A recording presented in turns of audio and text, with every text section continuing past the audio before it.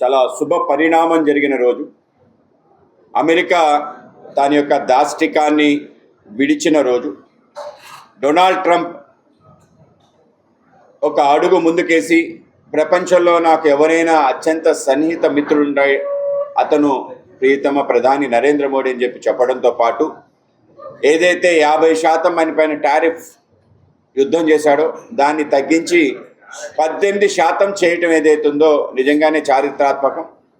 ప్రపంచంలో అన్ని దేశాలు కూడా ఇవాళ అమెరికా యొక్క ఆ టారిఫ్ యుద్ధం కారణంగా అతలాకుతలవుతున్న సందర్భంలో నరేంద్ర మోడీ గారు తన యొక్క నాయకత్వాన్ని, తన యొక్క విశాల విదేశాంగ ప్రతిభని, దౌత్య నీతిని ప్రదర్శించి ఎక్కడ కూడా ధైర్యం కోల్పోకుండా నిలబడి, కేవలం తాను నిలబడటం కాకుండా మొత్తం దేశంలో యావత్ అన్ని పారిశ్రామికవేత్తల్ని, అనేక మంది కార్మికుల్ని కూడా అండగా పెట్టుకొని ఎక్కడ కూడా గత 6 నెలల బట్టి ఒక్కటంటే ఒక ఆందోళన జరగకుండా అందరూ సమన్వయం పాటించాలి, దేశ భవిష్యత్తు సంబంధించిన ఎక్కడా రాజీ లేకుండా దేశ ప్రయోజనాలు కాపాడుతూ ఎక్కడ కూడా లొంగకుండా ముందుకెళ్తానని ఏ మాట అయితే ఆయన మాట్లాడాడో ఆ మాటని నిలబెట్టుకుంటూ ఇవాళ అమెరికా 18% టారిఫ్కి తీసుకురావడం ఏదైతుందో నిజంగానే చాలా గొప్ప విజయంగా మేము భావిస్తున్నాం.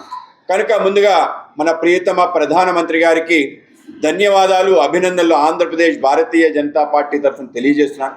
నరేంద్ర మోడీ గారు మాకు ఏ విధంగా ప్రేరణ స్ఫూర్తి అంటే ఇటువంటి ఒక అద్భుతాలు సృష్టించు మన అందరికీ కూడా ఇప్పటికీ ప్రేరణగా ఉండటం ఏదైతుందో కేవలం మా కార్యకర్తలకనే కాదు, దేశం యావత్తు, ప్రపంచం యావత్తు కూడా ఇవాళ నరేంద్ర మోడీ గారి నాయకత్వాన్ని ఆ విధంగా కొనియాడటం ఇటువంటి ఒక గొప్ప విజయాల కారణంగా అని చెప్పి మీకు తెలియజేస్తున్నాను.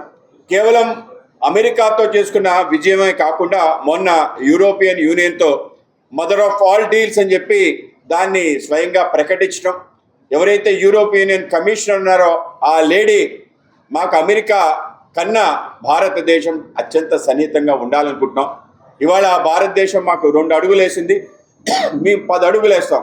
భారతదేశానికి సంబంధించిన అన్ని రకాల విషయాల పట్ల, ముఖ్యంగా ఏదైతే లేబర్ ఇంటెన్సివ్ ఇండస్ట్రీస్ ఉన్నాయో దాన్ని డ్యూటీ ఫ్రీ చేస్తామని చెప్పటం ఏదైతే ఉందో నిజంగానే ఒక అద్భుతం.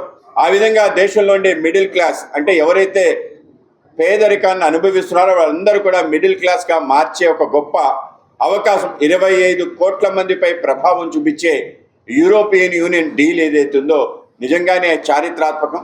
ఆ యూరోపియన్ యూనియన్ డీల్ 10 రోజులు కాకముందే ఇవాళ అమెరికాతో చేసుకున్న ఏదైతే డీల్ ఉందో, ఇవాళ డొనాల్డ్ ట్రంప్ ఏదైతే ఇవాళ ఉదయాన్నే ఆయన ట్వీట్ చేసి ఆ స్వాగతం పలకటం, దాని తర్వాత భారతదేశం కూడా దానికి స్వాగతం పలకటం ఏదైతుందో నిజంగానే ఒక గొప్ప విజయంగా మేము భావిస్తున్నాం.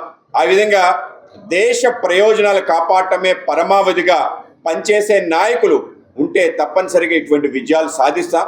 కనుక ఆ యొక్క విజయానికి సంబంధించి దేశంలో ఉండే అన్ని రకాల పరిశ్రమలు, ముఖ్యంగా ఆంధ్రప్రదేశ్ సంబంధించిన ఏదైతే ఎక్కువ రైతులు ఉన్నారో, ఎక్కువ ఇండస్ట్రీ ఉందో అతలాకుతలం అవుతున్న సందర్భంలో యూరోపియన్ యూనియన్ అగ్రిమెంట్ వాళ్ళందరి యొక్క ఆశలు చిగురించాయి, కొత్త మార్కెట్లు వెతుక్కోవడానికి దోహదపడింది. ఇంకో పక్క ఇవాళ అమెరికాతో ఏదైతే డీల్ టారిఫ్ తగ్గించడం ఏదైతుందో దాని కారణంగా వాళ్ళందరికీ పెద్ద ఊరటగా మేము భావిస్తున్నాం.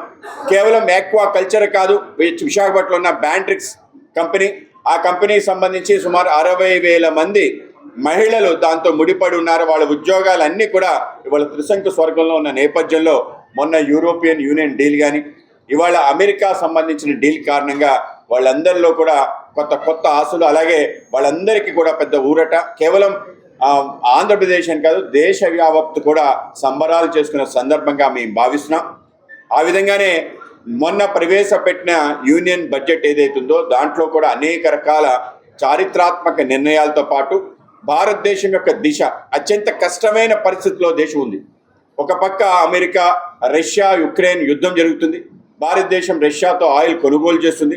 అలాగే దానికి ప్రభావం కారణంగా అనేక రకాలుగా రేట్లు, ముఖ్యంగా ఇన్ఫ్లేషన్ పెద్ద ఎత్తున పెరగటం, అనేక చోట్ల యొక్క జాబ్ క్రియేషన్ కూడా పెద్ద ఎత్తున ప్రాబ్లం. అమెరికాలో ఏదైతే వాళ్ళ ఇమిగ్రేషన్ సంబంధించి రూల్స్ మార్చడం, సౌత్ అమెరికా కానీ యూరోపియన్ యూనియన్లో కూడా ఈ యొక్క ఇమిగ్రేషన్ రూల్స్ మార్చడం కారణంగా ఉద్యోగ అవకాశాలు తగ్గిన ఒక పరిస్థితి. ఒక పక్క ఉద్యోగ అవకాశాలు, ఇంకో పక్క ఉపాధి సంబంధించిన అంశాలు కూడా డోలాయమాన పరిస్థితుల్లో ఉంటాం. ప్రపంచ వ్యాప్తంగా రెసిషన్ నడుస్తున్న సందర్భంలో ఈ యొక్క బడ్జెట్ని, అలాగే స్థిరంగా 7% వృద్ధి రేటుని అవలంబిస్తూ ముందుకు తీసుకెళ్ళటం ఏదైతుందో ఇది కూడా ఒక చారిత్రాత్మక అంశం. ఆ విధంగా ఇవాళ మన యొక్క గ్రోత్ రేటు 7% ఉంచడం, ఇన్ఫ్లేషన్ని నియంత్రణలో ఉంచడం, ఫిజికల్ డెఫిసిట్ ఏదైతే ఉందో, ఆర్థిక క్రమశిక్షణ ఏదైతే ఉందో దాన్ని కూడా నియంత్రించి ముందుకు తీసుకెళ్ళటం, అలాగే దేశం